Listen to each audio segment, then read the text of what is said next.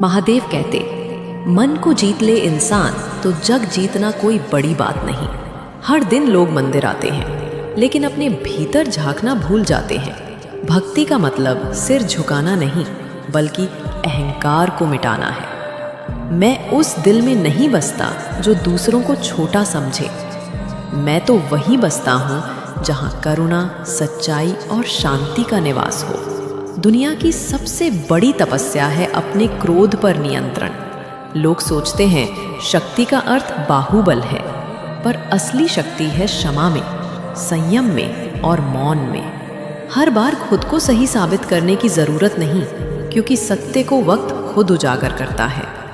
महादेव कहते, समय जब सिखाता है तो शब्दों की नहीं, अनुभवों की भाषा में सिखाता है। इसलिए जब जीवन में दर्द मिले तो घबराना मत। वो मेरा दिया हुआ इशारा है कि तू कुछ बड़ा बनने वाला है। सिर्फ नाम जपने से नहीं, कर्म बदलने से जीवन बदलता है।